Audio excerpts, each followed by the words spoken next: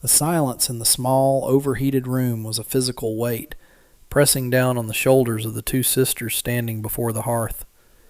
Outside, the wind scoured the frozen plains with a sound like tearing fabric, but inside, the only noise was the hiss and pop of green wood in the fire. Aunt May kept her eyes fixed on a crack in the floorboards, a dark line that seemed to represent the fissure in her own life. She could feel the town's judgment radiating from the cluster of men who stood near the door, their faces grim and impassive. They were here for a debt, a truth as cold and hard as the packed earth under their boots.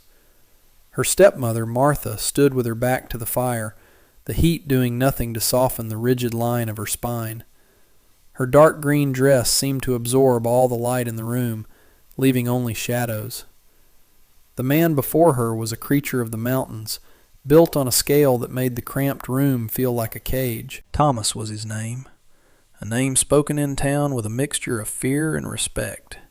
He was huge, his shoulders straining the seams of his hide coat, and a thick, untrimmed beard and long hair framed a face weathered by sun and solitude. He had come to collect what was owed to him by Aunt May's late father, a debt Martha could not pay in coin. "The larder is lean, and the winter is long," Martha said, her voice thin and sharp. "I have no money for you, but a man alone in the mountains has needs. A wife can be of more use than silver." Aunt May's stomach clenched. She felt her sister Leanne tremble beside her. Leanne was 18, her face still holding the soft bloom of youth, a bloom that Martha was now offering up like a sack of grain. The men at the door shifted their weight, their silence a form of grim assent. This was frontier justice, brutal and transactional. "Take any daughter you need," Martha declared, the words dropping into the silence like stones into a frozen well. She gestured a dismissive hand towards them, as if they were livestock. Aunt May did not look up, but she felt the mountain man's gaze sweep over them. It was a heavy, assessing gaze, and she braced herself for the inevitable, for him to point to the younger, prettier Leanne. The silence stretched, drawn thin and tight. Then the man spoke, his voice a low rumble that seemed to vibrate through the floorboards. "I will take that one." A thick finger, blunt and calloused, pointed not at Leanne, but directly at Aunt May. A collective intake of breath came from the men at the door. Aunt May's head snapped up, shock jolting through her. His eyes, a startlingly clear gray, met hers. They held no malice, only a quiet, unreadable resolve. Martha's thin lips parted in surprise, then curled into a cruel smirk. The older one, the quiet one, the one she had always considered a burden. "As you wish," she said, her voice dripping with false magnanimity. "She is 24, sturdy enough." Leanne let out a small choked sound, a mix of relief and horror, and Aunt May felt a profound and chilling sense of dislocation. She was no longer a person, but a debt, settled. The journey away from that suffocating room was a blur of cold air and sharp, crystalline silence. Thomas did not speak to her. He simply gestured for her to follow, and she obeyed, her small bundle of possessions clutched tightly in her hands. She did not look back at her sister, whose tear-streaked face would only break the fragile shell of composure she had built around herself. She did not look back at Martha, whose triumphant expression was seared into her memory. The town fell away behind them, its meager lights swallowed by the vast, snow-covered expanse. The cold was a living thing, seeping through her worn coat and thin dress, but Thomas moved through it as if it were his natural element. He set a punishing pace, his long strides eating up the ground, yet he seemed aware of her struggle, pausing on the crest of a ridge to allow her to catch her breath without ever acknowledging that he was doing so. Aunt May focused on the simple mechanics of survival, placing one foot in front of the other, pulling her collar tighter, keeping her face shielded from the biting wind. Fear was a cold knot in her belly, but something else was beginning to grow alongside it, a flicker of grim determination. She had survived Martha's casual cruelty for 10 years. She would survive this. The landscape was brutal and beautiful, a world of white and gray and the deep, dark green of pine trees heavy with snow. It was an empty world, and for the first time, Aunt May felt a strange sense of release. There were no judging eyes out here, no whispers to follow her down the street. There was only the snow, the wind, and the silent, massive man leading her toward an unknown future. As dusk began to bleed purple and gray across the sky, he finally stopped. He built a fire with an efficiency that was mesmerizing, his large hands gentle and precise as he arranged the kindling. He handed her a piece of dried meat and a tin cup of hot, bitter tea brewed from pine needles, his movements economical and devoid of any wasted gesture. He sat across the fire from her, his presence a solid, unthreatening weight in the growing darkness. He still had not spoken a word to her, but in his silence there was a strange sort of respect. He had not bound her hands, he had not treated her like a prisoner. He had simply expected her to keep up, and she had. In the flickering firelight, his face was all harsh angles and deep shadows, but his eyes, when they briefly met hers, were calm. For the first time since leaving town, Aunt May allowed herself to wonder not what he would do to her, but who he was. They arrived at his homestead just before dawn on the second day. The cabin was nestled in a small, sheltered valley, protected from the worst of the winds by a stand of ancient pines and a formidable granite cliff face. It was not the crude, ramshackle shelter she had imagined. It was a structure of substance, built from thick, expertly notched logs, with a stone chimney that rose straight and true against the pale morning sky. Smoke curled from it, a thin gray ribbon that spoke of warmth and life within. A sturdy-looking barn stood nearby, and the clean lines of well-maintained fences traced patterns in the snow. This was not the den of a wild hermit. It was the home of a man who knew how to build, how to plan, how to endure. Thomas pushed open the heavy wooden door and stood aside, a silent invitation for her to enter.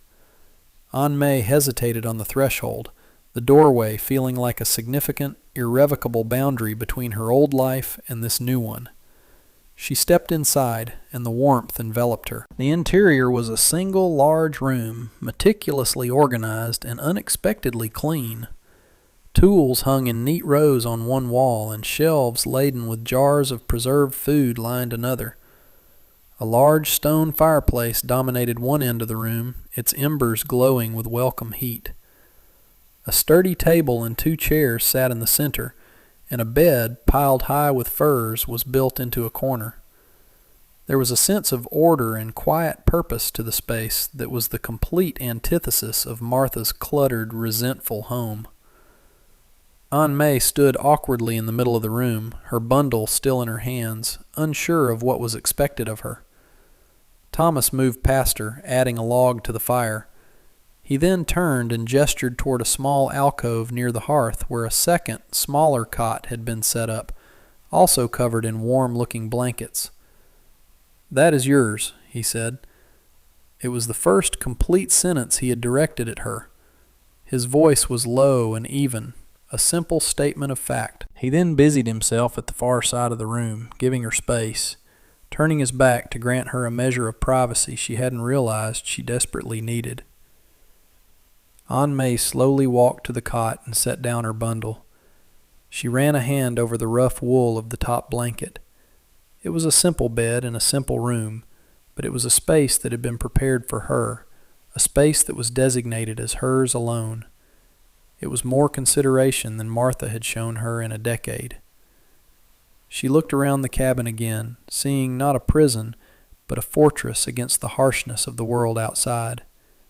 It was a place of profound solitude, but perhaps, she thought, solitude was not the same as loneliness. The rhythm of their lives was dictated by the sun and the snow. Days were measured in tasks, not hours. Aunt May quickly learned that Thomas was a man of deep, ingrained routine.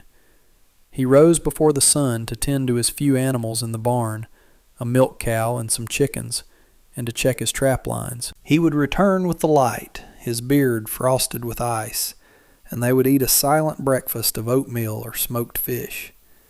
He never told her what to do, but the work was there, plain to see. The cabin needed to be kept clean, the fire fed, the food prepared. Aunt May fell into these domestic tasks with a quiet competence that came from years of running Martha's household. But here the work felt different. It was not drudgery performed under a resentful gaze. It was a contribution, a necessary part of their shared survival. The labor itself became a form of dignity. She found a rhythm in kneading dough, in mending Thomas's thick wool shirts, in sorting the dried beans and herbs on the shelves. Her hands, which had always felt clumsy and useless under Martha's scrutiny, became capable and sure. She was not serving a master. She was tending a home. Their communication was sparse, consisting mostly of practicalities. The snow is deep to the east. We are low on flour. The cow is giving less milk. Yet, in this economy of words, a strange understanding began to grow. He would leave a bucket of fresh water for her just inside the door each morning. She would ensure a hot meal was ready for him when he returned, half frozen from his work outside. They were two solitary people moving in a shared space, their movements slowly becoming a coordinated, unspoken dance. One afternoon, he came inside carrying a large wooden chest. He set it down near her cot without a word and opened the lid. Inside were bolts of uncut wool and flannel, skeins of yarn in muted colors, and packages of sharp needles and thread. It was more fabric than she had seen in her entire life. He looked at her, his gray eyes direct. "For you, to make what you need. The winters are long." It was not a gift given with flourish or sentiment. It was a practical provision, an acknowledgment of her presence and her needs. But for Aunt May, who had worn the cast-off, faded dresses of her stepmother for years, it felt like a kingdom. She reached out and touched the soft, dark blue wool, her fingers tracing the weave. For the first time, she would be able to create something for herself, something that was not a hand-me-down, something that fit. It was a promise of a future, a quiet testament that he saw her not just as a worker, but as a person who deserved warmth and comfort. Several weeks later, the need for supplies forced a journey back to the very town that had cast her out. The sky was a hard, bright blue, and the snow crunched underfoot as they walked the familiar path. Aunt May felt a knot of apprehension tighten in her stomach. She was returning not as Martha's unwanted stepdaughter, but as the mountain man's woman, a title she was not yet sure how to wear. The town looked smaller, meaner than she remembered. As they walked down the main street towards the general store, heads turned, doors opened a crack. The whispers followed them like a cold draft. She saw the familiar faces of the men who had stood in Martha's house, their expressions now a mixture of raw curiosity and a new, grudging respect for the man who walked beside her. Thomas seemed oblivious to the attention, his presence a bulwark against the stares. He moved with an unhurried purpose that commanded space around him. Aunt May, walking in his wake, lifted her chin.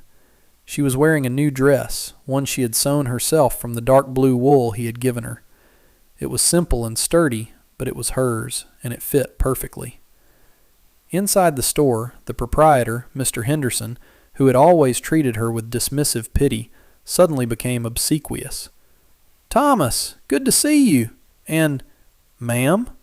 He stumbled over the last word, his eyes darting between them. As Thomas began listing the supplies he needed, flour, salt, coffee, lantern oil, the door creaked open and Martha entered. She stopped short when she saw them, her face tightening into a mask of pinched disapproval. Her gaze swept over Aunt May, taking in the new dress, the healthy color in her cheeks, the quiet confidence in her posture. Aunt May saw a flicker of something ugly in her stepmother's eyes, thwarted malice. It was the look of a person who had thrown away something she considered worthless, only to see it valued by another. Martha gave a curt, dismissive nod and moved to the other side of the store, pretending to inspect a barrel of pickles. But Aunt May felt her stare, hot and resentful, on her back. For the first time, however, the feeling it produced was not fear, but a cool, clear sense of detachment. The power dynamic had irrevocably shifted. Martha's cruelty no longer had any purchase on her. Aunt May met Thomas's eyes across the counter, and he gave her a barely perceptible nod, a silent acknowledgment of the moment. She was no longer that girl standing on the hearth, waiting to be disposed of. She was standing on her own, in a warm dress, beside a man who treated her with quiet, steady respect. The realization settled deep inside her, a solid foundation where before there had been only shifting sand. The journey back to the cabin was different. The silence between them was no longer heavy with uncertainty, but comfortable, companionable. The shared experience in the town had forged a new, unspoken bond. As they walked, Thomas pointed out landmarks, a lightning-scarred pine, a rock formation that looked like a sleeping bear, the distant peak where the eagles nested in the spring. He was sharing his world with her, not just the physical space of the cabin, but the landscape that had shaped him. That evening, as a fresh layer of snow began to fall, blanketing the world in a profound quiet, Aunt May felt a surge of gratitude so sharp it almost hurt. While Thomas was outside tending to the animals for the night, she took out a small portion of the precious rice she had hoarded in her bundle and cooked it with some dried mushrooms and wild onions. It was a simple dish from her childhood, a taste of a life before Martha, a life with her father and her own mother. When Thomas came back inside, stamping the snow from his boots, the savory aroma filled the cabin. He stopped, his expression unreadable, and looked at the steaming bowl she placed on the table. They ate in their usual silence, but the food itself was a conversation. With each bite, Aunt May was offering a piece of herself, a story he could not read, but could taste. When he was finished, he looked at her across the table, his gray eyes holding a new softness in the lantern light. "That was good," he said. The simple words held more weight than a flowery speech. Later, as she sat by the fire mending a tear in his coat, he came and sat in the other chair, not speaking, but simply sharing the warmth and the silence. After a long while, he reached into his pocket and pulled out a small, smooth river stone, its surface a pattern of gray and white swirls. He held it out to her. She took it, its coolness a surprise in her warm hands. "I found it by the creek in the summer," he said, his voice a low rumble. "It reminded me of the sky before a storm." It was a small, plain thing, a piece of the mountain he had carried with him. And by giving it to her, he was giving her a piece of himself. She closed her fingers around the stone, its solidness a comfort, a tangible symbol of this quiet, unexpected life she was building with this quiet, unexpected man. The cold knot of fear she had carried for so long was finally, completely gone, replaced by a slow-burning warmth that had nothing to do with the fire.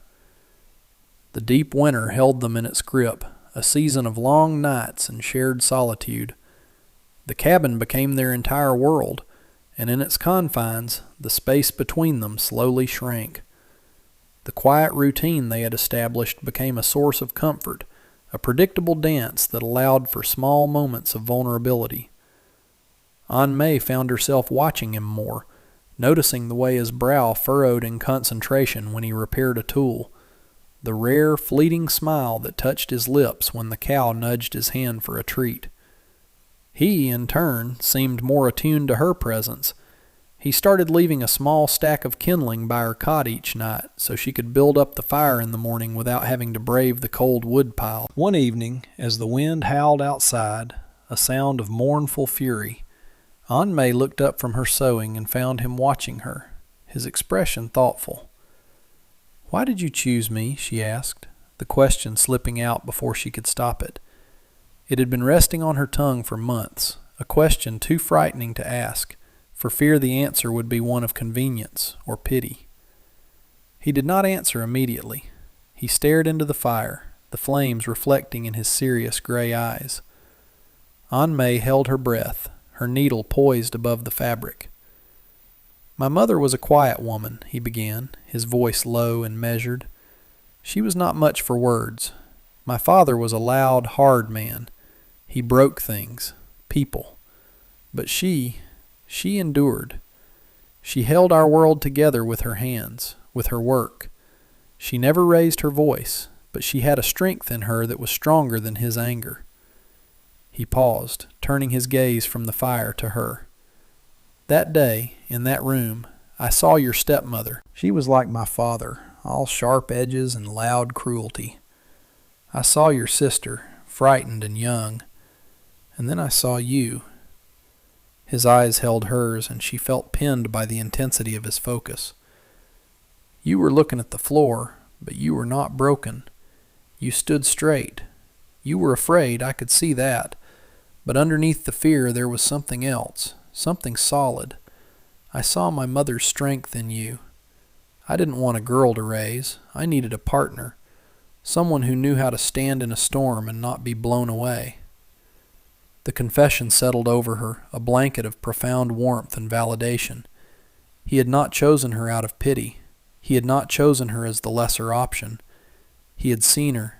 He had seen the resilience she had mistaken for mere survival, the quiet strength she had never thought to name, and he had recognized it as something of value. Tears pricked her eyes, but she did not let them fall. She simply nodded, a deep, silent acknowledgment passing between them. He had seen the truth of her, and in doing so, had given her back to herself. The thaw came early that year, a false promise of spring that turned the world to mud and slush before freezing over again. It was during this treacherous week that the sound of an approaching horse disturbed the valley's profound silence. Aunt May was outside, gathering eggs from the chicken coop, when she saw the rider. Her heart seized. It was Martha, her face a pinched knot of fury, her dark green dress splattered with mud. She rode with a reckless anger, pulling the horse up so sharply it shied and whinnied. Thomas emerged from the barn, his expression hardening into a flat, impenetrable mask. "What do you want here?" he asked, his voice devoid of welcome. Martha slid from the saddle, her boots sinking into the muck. She ignored him, her venomous gaze fixed on Aunt May. "So, this is the grand life you've found," she sneered, her eyes sweeping over the sturdy cabin and barn with open contempt. "Hiding up here with this brute. You think you've won something?" Aunt May stood her ground, the basket of eggs held tight against her chest. The fear she had once felt for this woman was a distant memory, a ghost with no power. "This is my home," Aunt May said, her voice steady and clear. It was the first time she had ever spoken to her stepmother without a tremor of anxiety. Martha let out a harsh laugh. "Your home? This is his. You are his property, just like that cow in the barn. A debt paid. Did he tell you? He bought you for the price of a few bags of flour and a promise." She was trying to poison the quiet peace Aunt May had found, to twist the truth into something ugly and transactional. But the words had no sting. Aunt May looked at Thomas, who stood silent and watchful, letting her face this battle on her own. He had given her that strength. "He did not buy me," Aunt May said, taking a step forward. "He freed me. He gave me a home where my work is valued, not scorned. He gave me respect, a thing you know nothing about." Martha's face contorted with rage. "Respect? He took you because you were the cheap option. He'll tire of you and cast you out, and you'll have nothing." "I have everything I need," Aunt May said simply. She looked past her stepmother, at the solid cabin, at the tall pines, at the man standing near the barn. Her world was small, but it was whole, and it was hers. "You have no power here, Martha. Your bitterness can't reach this high." For a moment, the two women stared at each other across the muddy yard. One was consumed by a shrinking, hateful world. The other was standing at the beginning of an expanding one. Defeated, Martha spun around, clumsily mounted her horse, and galloped away without a backward glance, her anger a fading stain against the vast, indifferent landscape. When the sound of the horse's retreat had faded completely, leaving only the drip of melting snow from the eaves, Thomas walked over to her. He stopped a few feet away, his gaze searching her face. The confrontation had left her trembling slightly, not with fear, but with the adrenaline of a battle hard won. He reached out, not to touch her, but to take the basket of eggs from her hands, as if sensing that its simple weight was suddenly too much. "Are you all right?" he asked, his voice rough with a concern he rarely showed so openly. She nodded, unable to speak for a moment. She looked at the muddy tracks left by Martha's horse, a scar on the clean, thawing earth. It felt like the last vestige of her old life, a final, messy intrusion that would soon be washed away. The cabin, which had always been his, now felt truly and equally theirs. It had been defended. Their shared life had been challenged and had held firm. He carried the eggs inside, and she followed, stepping back over the threshold that now felt more sacred than ever. The air inside was warm and smelled of wood smoke and coffee. It was the smell of home. He set the basket on the table and turned to face her. The space between them was charged with all the things that had been said and, more importantly, all the things that hadn't. He took a step closer, his large frame seeming to fill the room, yet she felt no sense of being crowded. She felt only safety. He slowly raised a hand, his calloused fingers gently brushing a stray strand of hair from her cheek. His touch was hesitant, almost reverent, a question asked without words. She did not pull away. She leaned into his touch, a silent answer. His gray eyes were dark with an emotion she couldn't name, but it was deep and powerful. He had seen her strength, and now she was seeing his tenderness. The hard, stoic shell of the mountain man was cracking to reveal the steady, gentle heart within. The harsh world outside, with its cruel transactions and bitter judgments, ceased to exist. There was only the warmth of the fire, the quiet hum of the cabin, and the profound, unspoken understanding that passed between two solitary souls who had finally, against all odds, found their way home to each other. The silence that followed was not empty. It was full of a shared future, as vast and promising as the mountains themselves. Winter finally broke, its icy grip yielding to the persistent warmth of the sun. The world transformed. The gray and white landscape slowly gave way to the deep, rich brown of thawing earth. The creek, silent for months under a thick sheet of ice, began to speak again, its gurgling voice a constant, cheerful presence in the valley. The air grew soft, carrying the scent of damp soil and pine. For Aunt May, the changing of the season felt like a reflection of her own internal thaw. The quiet, resilient woman who had survived the winter was now blossoming in the tentative warmth of the spring. The life she and Thomas had built was taking root, becoming something strong and permanent. Their days were now spent outdoors, preparing the ground for planting. It was hard, physical work, but it was joyful. They worked side by side, a comfortable rhythm established between them. He would break the tough, rocky soil with a heavy spade, and she would follow behind, her hands crumbling the dark earth, clearing it of stones and roots, making it ready for seeds. One afternoon, as the sun warmed her back, he came to her with a small, cloth-wrapped bundle. He opened it to reveal a handful of seeds, tiny and dark. "These are for you," he said, "from my mother's garden. Poppies. She said they were the color of the sunset." He poured the seeds into her open palm. They felt impossibly small and light, yet held the promise of vibrant, impossible color. It was another piece of his past, another part of his heart, entrusted to her care. She closed her hand around them, the gesture feeling like a solemn vow. Later that day she chose a special plot for them, a small, sunny patch of earth near the cabin door. As she pressed the tiny seeds into the soil, she felt a profound sense of belonging. She was no longer just a resident in this place. She was a cultivator, a partner in its future. Her hands, once symbols of her servitude, were now instruments of creation. As she finished, she stood and brushed the dirt from her knees. Thomas was watching her from the edge of the field, leaning on his spade. The setting sun cast a golden light over the valley, turning the snow on the high peaks to rose. He walked toward her, his long shadow stretching out to meet her. He stopped in front of her and gently wiped a smudge of dirt from her cheek with his thumb. His touch lingered, warm and sure. "This is good land," he said, his gaze sweeping over the valley. "It's a good place to build a life." He looked back at her, his eyes holding hers, and she knew he wasn't just talking about the soil. He was talking about them. She smiled, a real, unguarded smile that reached her eyes. "Yes," she whispered, "it is." There were no grand declarations of love, no promises whispered in the twilight.